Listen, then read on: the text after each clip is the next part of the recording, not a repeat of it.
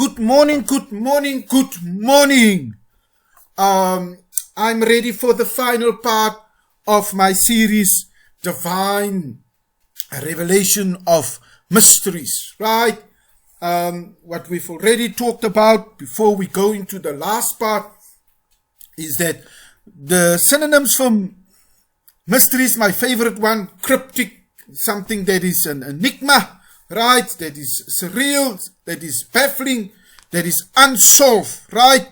And remember, the definition of a mystery, it is something that's baffling to understand, and it's something it's very difficult.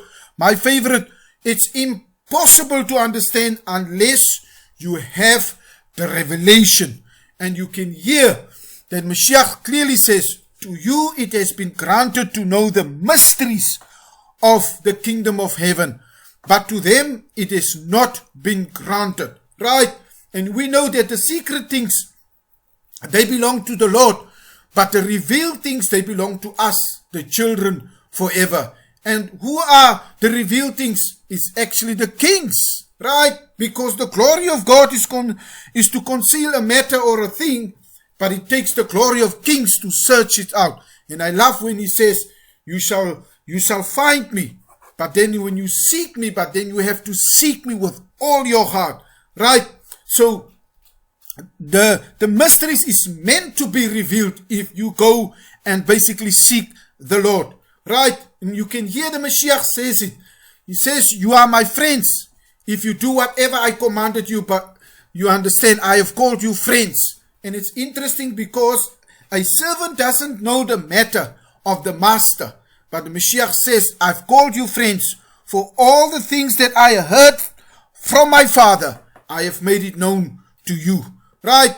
And then we went to look at the source of the divine revelation, right? If the source of the divine revelation, if it comes actually from heaven, then it will be revealed to the prophet, because God will not let anything happen until he reveals unto his servants, the prophets, right? He reveals his mysteries, his secrets, and not to the magi, the magus, but it will be revealed to his prophets, right? And once that prophecy is basically being revealed, it basically transcends human logic, right? Because prophecy tells you what God made known, but mystery tells you what God kept secret. And if you go and look at the story of this king who was mocking God, who was basically have a banquet like a feast, and he had the divine instruments, right? The divine cups, the golden cups. Remember, Nebuchadnezzar came to the king Hezekiah, and Hezekiah took him, right, to the temple, and he showed him the divine things which was not meant for the goyim. It was only meant for the priest, right? And it's interesting, when the king came, Nebuchadnezzar, he didn't go to the palace and strip and rob the palace. No, he went exactly where the divine things that was actually meant to be only from Israel, for the priest. That's why the Mashiach says it. Do not give what is sacred to the dogs, or give your pearls to the pigs. And they will turn around and trample upon you. And so this king, right, Nebuchadnezzar, he took those golden pearls, but then Nebuchadnezzar died. His son, Belshazzar, basically mocked God, and he took those cups from Hezekiah, right, the temple cups, and he gave praises to his God. And while he was mocking God, a mysterious hand just appeared, and that hand wrote, right, he wrote there, many tekel passes. But remember, if the source is divine, and it comes from heaven, then only the prophet will know, not the magus, because this man, Belshazzar, he went to everybody, all his enchanters, all his astrologers, right, you went through all the magicians, and nobody could read the mystery, because mysteries are only been revealed by the prophets. And then they said, but there is a man, King Belshazzar, and he served your father, Nebuchadnezzar. And they called him, because Nebuchadnezzar called Daniel, an interesting name, Belteshazzar. He was named after his gods because they said the spirit of the gods was the one that dwelt in Daniel, right? So the spirits of God, and Daniel was the one to come and give the interpretation. What was actually read there? Because what the king asked Nebuchadnezzar was something that the enchanters and the magi was telling him. The magicians, they were telling him there is no way that anybody will be able to do this unless he is with the gods. Daniel was the one. You understand? Daniel was the one that the spirits of the gods was in him. That's why his name was called Belteshazzar. And Daniel revealed, right? Because God will reveal it to his servants, the prophets. And so you can actually see that the Messiah comes and tells us that he is the gate. They says he sets a door before us that no one can shut, right? So we are basically meant to go in and find the treasures, the divine treasures, right? That God has basically meant and destined for us. But the problem is that the prince of this world has blinded the minds of the unbelievers, right? And so that the light of Jesus Christ cannot shine upon them. So when the person is spiritually blind, you can't argue if you are basically enlightened, if you have been born again. You understand? And remember, to people that basically that are enlightened, if you speak to people that are basically not enlightened, you are in a room of arrogance and ignorance, then you have been labeled as crazy, as the Messiah himself was labeled crazy, and Paul was also labeled as crazy, right? And if you remember, if we choose one prophet, especially the prophet Elisha, right? And you remember we already talked in part 2 about Elisha, the extraordinary miracles this man performed. And here's one of the miracles, right? There was a widower, right? And he basically prophesied to the widow. And he told the widow that go and fill up, right? Go and fill up jars with oil. And the oil will only stop. Interesting, right? It will only stop at the word of the Lord. So once all the jars were filled, that the widower basically, the miraculous, mysterious, divine provision that was prophesied by Elisha. But there is another interesting story about it. Clearly, they say there was a famine when in Samaria when Ben-Hadad was the king of Aram. He mobilized his entire army, right? And he laid siege in Samaria. And he attacked in them. And then suddenly there was this famine, a great famine that seized them, right? And that famine, you understand, was so tragic that humanity in itself has never been depraved to this level, right? Because the king walked past 2 women, and these women were basically, they were actually, he overheard them as the king was passing, right? And these women, they started to cry out, and then they cry out to the king and says, help me, my lord, the king. And the king says, if your help does not come from the threshing floors or from the winepress. And then the king asked her, what is the matter? And then the woman said, you understand, you know, this woman, we agree, we are going to basically eat her son. She had a son and I had my son, and we both agree, let's eat your son first. And while we were eating the son, so that's interesting, when my son was finished eating and we wanted to eat her son, she hid her son. And you see how depraved human existence, when you are being tested to the ultimate in a famine, that you have to resolve and go down, become depraved to cannibalism.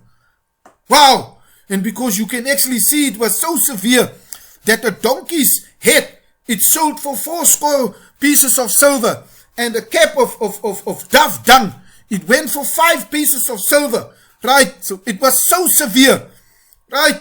And then the prophet with the mysteries, he went to the gate. And you know, right, the prophets with the mysteries, and when mysteries are being revealed, they transcend human logic, right? Because the prophet is telling the king's guard here about divine provision. Prophet told him, here, this is what the Lord said, right? About this time tomorrow, a seah of finest flour will sell for a shekel. And a seah was actually basically 10 ephah, right? For those of you who did my wine press presentation, right? And a barley of a shekel, right?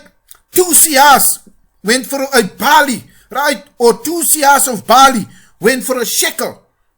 And we know that a siah is basically 10 ephahs. So 20 ephahs, right, went for barley. So here the man is basically talking about divine provision which transcends human logic, right? And you can actually hear that the servant argue. And the servant was like, oh, my friend, what the hell are you talking? But the servant basically, if he basically go and examine this prophet, this is the prophet with extraordinary miracles. Like one of the extraordinary ones was performed after his death. That when he died, right, the raiders basically came and raided a funeral, and the dead man basically entered up into the tomb of the dead prophet Elijah. And the guy, he just touched the prophet's dead body. And when he touched the prophet's dead body, he became alive. So you need to be careful. Who is actually doing the prophecy here? This was the extraordinary Elijah, right? But now you know the arrogance and ignorance of the servant of the king. And he says, no, this will never happen. You understand? This will never happen. Even if the Lord opened up the floodgates of heaven, it will never happen. Because what the prophet is saying is baffling. It's a mystery. It transcends human logic. It's not going to happen. Do you understand? But then the prophet says to him, you shall see it, but you will not eat of it. That's interesting. And how that fulfillment of that prophecy was bizarre. Because there were 4 lepers, and they were sitting at the gate of, and the lepers were talking to each other. Right? They were saying, if we stay here, we will die. If we go to the camp, we will also die. But if we actually surrender ourselves to the Armenians, maybe they will basically give us grace. And when they went to the Armenian camp, everybody was gone. And there was just silver and gold, and there was just food all over the place. Can you see that? And then while they were eating, they are saying, no, why were we eating? Let's just go and also give some of our family of Am Israel. And those 4, they went and they went and gave. And so the prophecy came in fulfillment. And that's interesting because the prophecy actually transcends human logic. Because who in his mind would ever actually think that the help would come from lepers, people that were rejected, people that were non-kosher, right? They were rejected, they were cast out of society of human living, right? So they were non-kosher, and the help comes from non-kosher help. What? Did you hear that? That's why Solomon says, trust in the Lord with all your heart. But now notice he says, lean not in your own understanding. Don't figure out how the prophecy will come in fulfillment. If the Lord has spoken a prophecy and showed you a vision, what he was going to do, then to trust him with all your heart. Don't try and figure out how God is going to do. Listen, God transcends human logic, his mysteries, because God is a mystery himself. And his prophecies are mysteries, and it transcends human logic. In your wildest imagination, he will use non-kosher stuff to do his bidding. He will use non-kosher lepers to come and provide for you, right? And it's exactly what the Mashiach was saying. The Mashiach says in the time of Elijah, there were many widows in Am Israel, right? In Eretz Israel, there was lots of widows. But you know what? The Lord chose the widow of Zarephath that stayed in Sidon. And that woman was a Goyim. So you were basically... Trust the Lord with all your heart. Lean not in your own understanding. Can you see that? So the prophet never knew that his help will come from non-kosher people, from the Goyim, and it didn't even come from Am Israel. Can you see that? And so the Mashiach says the same thing. There were many lepers in the time of Israel. Guess what? Elisha didn't even go to any of Am Israel. He went to the Goyim. He went to Naaman, a non-prophet. You understand? And your breakthrough may be hidden inside an instruction. And that's interesting. It's a bizarre miracle of Naaman. Because here the prophet is uttering something that transcends human logic. What? Exactly. The prophet is uttering a mystery to this man. He's telling this man, go and dip yourself. What? Dip yourself in the Jordan River. And the man was like, no, man, the Jordan River. Why are you sending me to the Jordan River? That's not right. Why are you sending me? Because the Jordan River, it was not a nice river. Can you see that? The river wasn't clean. And then the prophet, Naaman was saying, Abana and Farfar, those rivers of Damascus, they are better waters. But then, that servant, and I want to make one day, I want to make a presentation about the servants. Oh, my friend, the servants. You will be surprised. For those of you who are basically in the servants, like you think the work that you're doing, you're working for people as a servant. And you think your work, you understand, you look down upon yourself. Servants are the only people who know the prophets. What? Exactly. Servants, I want to make a presentation of that one. Servants are the only. Remember the story of King Shaul and his servant. Right? Shaul didn't know the servant. Right? Because the donkeys were gone. And then the servant told Shaul, why don't we go to the seer? Right? There is a seer. Can you see who knows the prophet? A servant! Do you know how this man, Naaman, how his healing came? His healing came via a servant. They captured a girl from Israel, and they took the girl, and the girl worked as a servant for Naaman's wife. A servant, and Naaman was filled with leprosy. And the servant girl looked and says, "No, this says to her master, your husband don't have to look like this. In the name of Israel, there is a prophet. Do you see? Nobody knows the prophet, but the servant girl know the prophet. Can you see that? So you will go and find out that many servants, right? I mean, there was a guy by the name of Jeremiah, right? And Jeremiah, he was the prophet, the wailing prophet, but he suffered such a lot. Guess who came and helped the prophet? Guess who knows who he is the prophet? The man's name actually Obed. Can you see that? Obed, you understand? He was the one, the servant, right? He was the Obed Melech. Melech is king, so Obed was the servant of the king. He knows the prophet. Notice only servants know the prophet, but I don't want to go away from my presentation, right? So you need to trust the Lord. Lean not in your understanding. God's provision will come and transcends human logic, right? He will use non-kosher stuff to provide for you, right? If you look at Elijah, when he was in the desert, guess who brought him food? Non-kosher animals, crows came and provide, right? Because the famine was so severe. But then Amos I want to turn around. Amos is prophesying something interesting. He says there will come a time when there will be a famine over the world. A famine. But then he says it's not going to be a famine about water and about food, but it is going to be a famine about the word of God. Do you believe that? Right? Now Bibles are going to be banned. We are now in that end time where there is no revelation. We are now in the end time. You understand? Where the word of the Lord is scarce. Like there is a scarcity. Right? There is a famine to the word of God. Right? We are in the end times when we are becoming lukewarm. We are in the end times where we are basically backsliding. We are in the end times.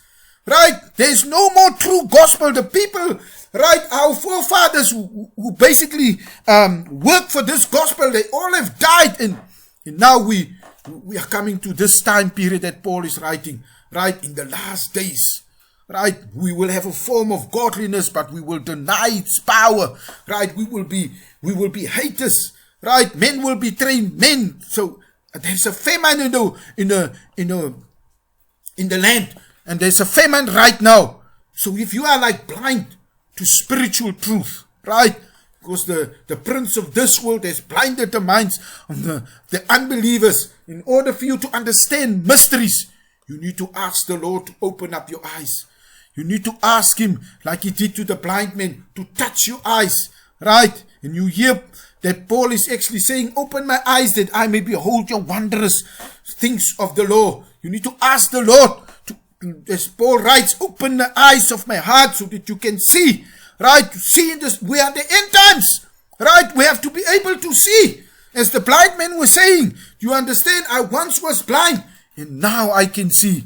Allow the Lord, pray that He open so that you can understand the mysteries, so that you can see, right? Because remember the servant that was walking with Elijah, and he says, my Lord, look at this army. And then Elijah said, but those who are with us are actually more than this army. And the guy didn't understand, and the prophet had to pray. The prophet had to tell him, Lord, open the guy's eyes. Now, was the man blind? No. He wasn't blind. He was spiritually blind. You understand? The Lord had to touch this guy. And the Lord had to allow him to see in the spirit.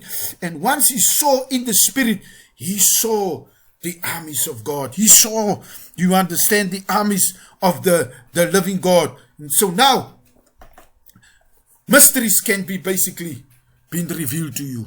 Right? Deep things of God can be revealed to you, because I hear what Paul writes. He says the Spirit of God, do you understand, is actually even reveal the deep things of God. What? Exactly. That is a nice, interesting one. Right? The Spirit searches all things, even the deep things of God. Now you can know the deep things of God. You can basically walk in holiness and in righteousness. And if you can have the gift of prophecy, then you can fathom all mysteries. But here's the big problem. If you do not have love, you can know all the mysteries, and you basically have nothing. Because that is what the Mashiach was. Mashiach was the compassionate one. The Mashiach was the love. And he says, have the mind of the Mashiach.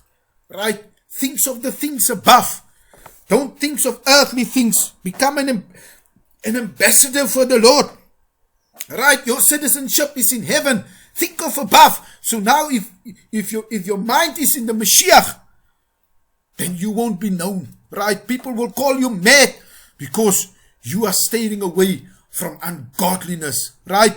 But remember, not all divine mysteries, I'm ending off, not all divine mysteries are divinely inspired. You need to test the spirits. What? Exactly. Test the spirits. Because the Mashiach said it. Do you understand? Watch out that no man deceives you. Because many prophets will come. There are many people who already claim that they have the divine inspiration, and you need to follow them. That's why the gift of discernment is so important. Mashiach says, if it is possible, they shall even deceive the very elect. It can't be possible, because the Holy Spirit has a gift called the gift of discernment, or the gift of discerning spirits. So your spirit will immediately discern that this is not from God. And so the gospel, that is actually a mystery, you understand, when it has been revealed unto you. Why? When it is revealed, it is actually a lotto. There are 7 billion people in the world, and the Lord has chosen you. That's why Paul says, I am not ashamed of the gospel, because I know it is the power of God that brings salvation to everyone. Right? And this salvation, Paul writes, he says, the grace of God has appeared to everyone, to all people, to bring the salvation. So you have to, if you will be able to just touch, right, to just touch him, right? If you've been touched by the Lord, just touch, a divine touch, right? And He revealed the mysteries. What He will then do is, once He touch you, oh my word, He rescue you from the dominion of darkness. The scales will come from you, right? And then, once you die in Him, you will one day enter the gates of heaven, and you will sit here with Him. So for those of you who really wants to be here, right, Mashiach is still calling us. He says, come, those who are heavenly burdened, come to me. Come, and I will give you rest. You don't have to be in this depraved world that is basically dying. Mashiach is calling you. He's extending His arm. He says it. The grace of God has appeared to all men. He has appeared to all the people. Mashiach wants to rescue you from the dominion of darkness, and you can see around you that this world is actually depraving. He's calling you to come. And if you just touch him, you just have to touch him. Whoa, I love that song from Travis Green. You understand? Taste and see that the Lord is good. Taste and see that the Lord is good. The Lord is good, but you just have to touch him. You need to reach out. You need to have that faith and just touch him. And then you come and taste, and then you will see, you understand, that you don't have to go here to be experienced one day in everlasting, the heaven. You can actually experience it on the earth, right? When he stretched out his hands and he extended an invitation, repent, because the kingdom of God is near. When you come to him, right, the way, the truth, and the life, and he touch you. Oh, he touched me. You understand? I remember that song from that guy. He touched me and make me new. You understand? One touch, and instantly you will be teletransported, and you will experience heaven, the atmosphere of heaven. Everybody who has been born again will tell you, when the Ruach HaKodesh come and live inside of you, because the body is the temple of God. When the Holy Spirit, when he touch you, oh, you don't have to go to heaven to experience heaven. But may the Lord bless you. What a nice presentation about divine mysteries. God bless you. God bless you.